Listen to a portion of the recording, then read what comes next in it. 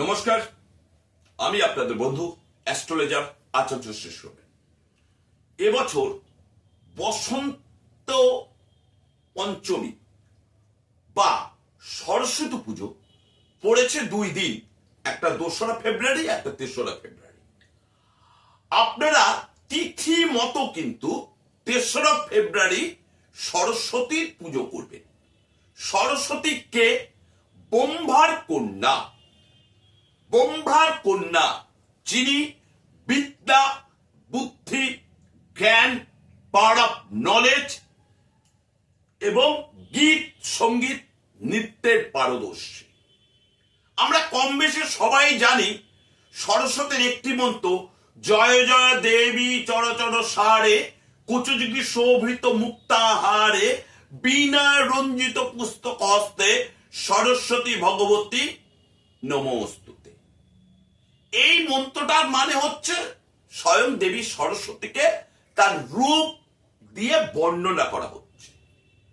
কিন্তু আমরা যদি এই সরস্বতী পুজোর দিন, যেটা সারা ভারতবর্ষে বসন্ত পঞ্চমী বলে পালন করা হয়, এই দিন যদি আমরা কিছু দুর্দান্ত টিপস আমরা করতে পারি, তাহলে যারা ধরুন নৃত্যে রয়েছেন, যারা আবৃত্তিতে রয়েছেন, যারা গানে রয়েছেন, যারা অভিনয় রয়েছেন, যারা লয়ার রয়েছেন, যারা উপস্থাপক উপস্থাপিকা রয়েছেন, সংবাদ পাঠক রয়েছেন, রিপোর্টার রয়েছেন, মানে সেলফ প্রফেশনে রয়েছেন, তার সাথে যারা পড়াশোনা করছেন, তাদের চরম থেকে চরম উন্নতি সম্ভব।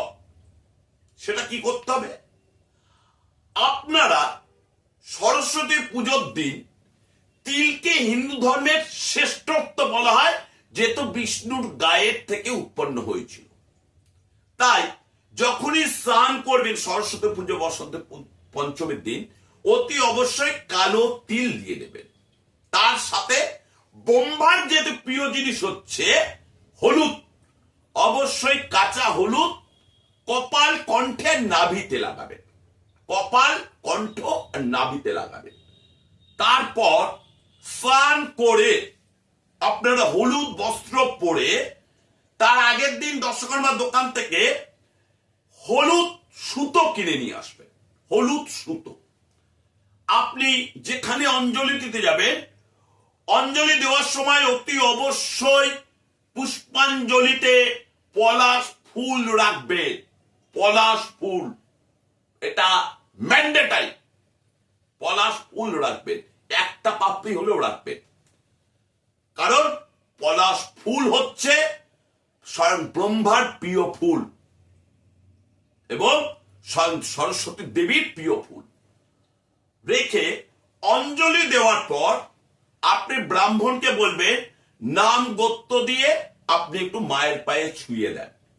তারপরে ছুঁয়ে ছেলেরা হলে ডান হাতে আর মেয়েরা হলে বাঁ হাতে ওটা ধারণ করবেন। এবং একটু বেশি সুতো আছে এরকম লেচি নিয়ে আসবেন, কারণ যখনই ওটা পুরনো হয়ে যাবে আবার পরিবর্তন করে নেবেন বাড়ির কাউকে নিয়ে বেঁধে। এরকম ভাবে আপনি 1 বছর ওই সুতোটিকে ব্যবহার করুন। আপনি দেখুন আপনার সেলফ প্রফেশনাল ডিপার্টমেন্টাল পাওয়ার, আপনার গ্রহণযোগ্যতা, আপনার পড়াশোনার পাওয়ার কত বড় উচ্চ জায়গায় পৌঁছে যায় এবং পরীক্ষায় আশানুরূপ ভালো রেজাল্ট পাবেন। আর যে যে সেলফ এমপ্লয়িতে রয়েছেন তারা অবশ্যই পজিটিভ রেজাল্ট পাবেন। অবশ্যই রেজাল্টটা করুন, টোটকাটা ব্যবহার করুন। রেজাল্ট কি হয় আপনারা আমাকে আমার হোয়াটসঅ্যাপ নাম্বারে জানান, ফেসবুকে কমেন্টে অথবা ইউটিউবের কমেন্টে জানান। ভালো থাকবেন, সুস্থ থাকবেন।